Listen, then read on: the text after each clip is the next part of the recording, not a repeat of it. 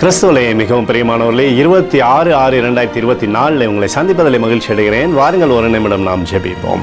அன்பு தகப்பன், இன்றைக்கு என்னுடைய பாதுகாப்புக்காக ஜெபிக்கும்படி என் தேவனுடைய சமூகத்தில் வருகிறேன். என் தேவனுடைய நிறைவான தேவனுடைய வாழ்க்கையிலிருந்து செயல்படும்படியாக ஜெபிக்கிறேன். நம்ம ஆச்சரியமான ஒளிக்குள்ளாக எப்போதும் இவரை நீர் வழிநடத்தும்படியாக ஜெபிக்கிறேன். தீமை அணுகாதபடி வேலி அடைப்பீராக. இயேசு கிறிஸ்து சிந்தின பரிசுத்த ரத்தத்தை இவர் மீதும் ஒரு குடும்பத்தின் மீதும் செய்கிற சகல காரியத்தின் மீதும் பூசுகிறேன். ஆகவே இந்த நாள் முழுவதும் மகிமையின் ஆசீர்வாதம் இவரோடு இருந்து செயல்படும்படியாக நீர் செய்தருளும்படி ஜெபிக்கிறேன்ப்பா.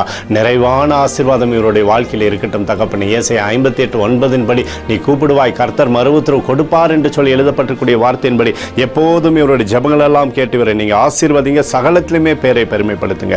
இயேசுவின் நாமத்திலே ஒப்புக்கொடு ஜெபிக்கிறேன் நல்ல பிதாவே, ஆமேன். பிரியமான ஜெப பங்காளரே, ஒரு நிமிடம் நம்ம இந்திய தேசத்திற்காகவும் ஜெபிப்போம்.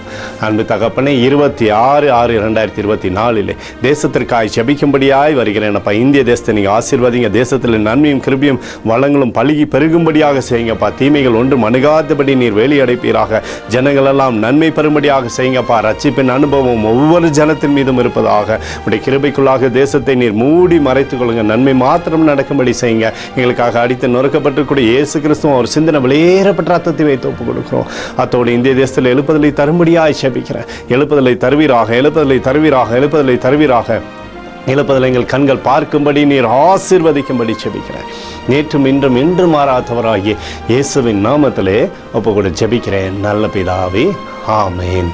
பிரியமான ஜெப பங்காளரே, ஆண்டவர் நம்மளுடைய ஜெபத்தை கேட்டிருக்கிறார். இந்த நாள் முழுவதும் கர்த்தராகிய இயேசு கிறிஸ்துக்குள் நீங்கள் வளரும்படி உங்களை வாழ்த்தி ஆசீர்வதிக்கிறேன்.